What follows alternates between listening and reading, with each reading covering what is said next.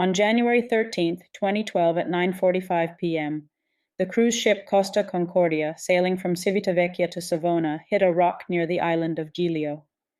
The impact caused a hole in the hull and the partial submersion of the ship. That night, not only a large ship would sink, but with it common sense, logic, dignity, courage, and that seafaring knowledge that made us, a people of sailors, so proud would also be shattered on the rocks.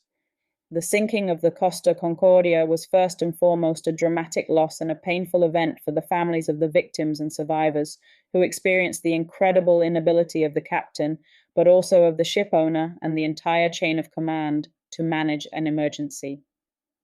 An unlikely accident that cost the lives of 32 people, but which also served to tear apart the blanket of silence that covered serious, borderline unlawful conduct that characterized the world of cruises. An incident that also served to highlight the arrogance and omnipotence of a sector that had designed and built real floating skyscrapers. The Costa Concordia was the flagship of the Costa Crociere fleet, a company owned by the American Carnival, 114,000 gross tons, 1,013 crew members, and 3,216 passengers on board, spread across 1,500 cabins on 14 decks, and which could count on 5 restaurants, 4 swimming pools, and 13 bars. Even more impressive were the dimensions of the ship, 290 meters long and 70 meters high. A 5-story building is just over 20 meters high. That shipwreck made us discover that ships can bow, and this maneuver was the cause of the Concordia accident. The decision to bow, or at least pass by Giglio to greet the family of the maitre d' on board. The ship passed too close and hit some rocks on the side that were protected by the Tuscan Archipelago National Park. Fishing was and is prohibited there, but cruise ships passed by anyway. The dynamics of the accident also highlighted another not insignificant aspect that has to do with what is known in jargon as the Babel crew.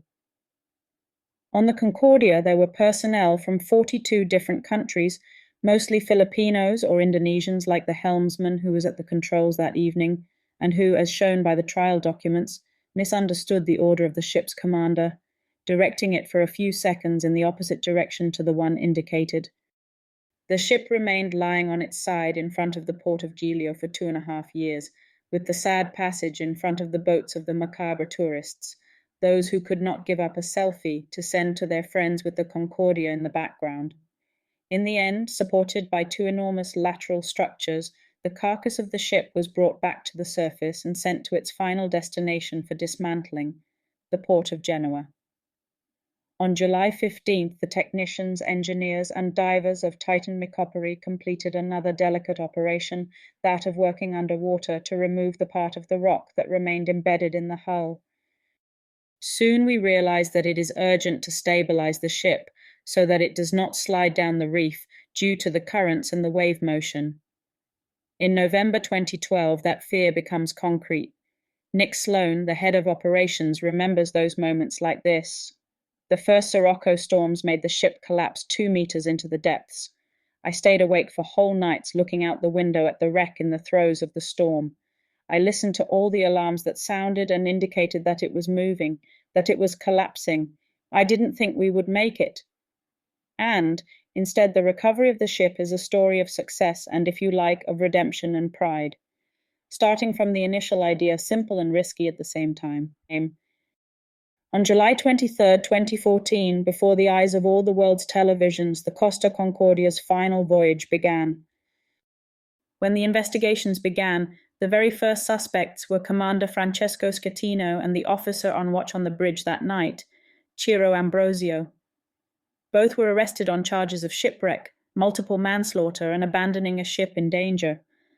The investigation, in addition to identifying responsibilities, had to ascertain why a distress call, the famous Mayday, had not been sent, and for what other reason that route had been chosen, different from the one set to reach Savona and so close to the coast of the Giglio island. In September 2012, the report on the black box was delivered. This would be a turning point for the investigations. For the first time, the exact words spoken by Commander Schettino can be heard, the route indications given to the helmsman during the bow maneuver, and the communications exchanged on the bridge during all the phases following the impact. In the 1,000 pages and 7 DVDs in which the experts have transcribed everything, what happened on board the Concordia during the night of January 13th will clearly show that Schettino had not fully realized the gravity of the situation, and that on the bridge some orders were marked by errors. On December 21, 2012, the Grosseto Public Prosecutor's Office closed the investigation. 12 are under investigation, with different charges, and 9 in the end were sent to trial.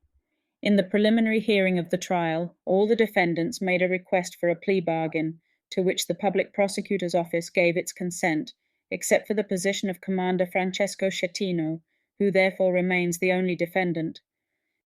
On the 9th of July 2013, the trial began with an ordinary right before the panel of judges presided over by Giovanni Pugliatti. It was held at the Teatro Moderno in Grosseto, set up for the occasion as a courtroom to accommodate witnesses, journalists, and the public who had come in large numbers. In January 2015, the trial phase ended after hearing hundreds of witnesses. The prosecution requested 26 years in prison for Schettino, who declared himself innocent. On the 11th of February 2015, the first instance verdict arrived.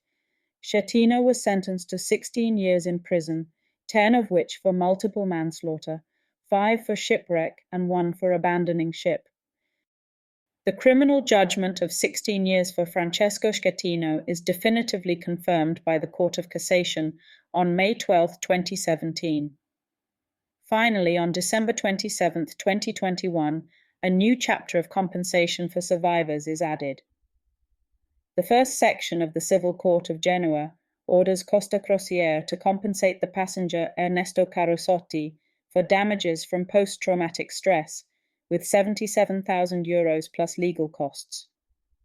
The captain and the Costa Concordia shipping company are also jointly sentenced to pay compensation of 1.5 million euros to the Ministry of the Environment, 1 million euros to the Presidency of the Council of Ministers, 500,000 euros to the Ministries of Defense, Infrastructure, the Interior and Civil Protection, 300,000 euros to the Municipality of Giglio. Numerous other compensations go to the relatives of the victims, the injured and the shipwrecked.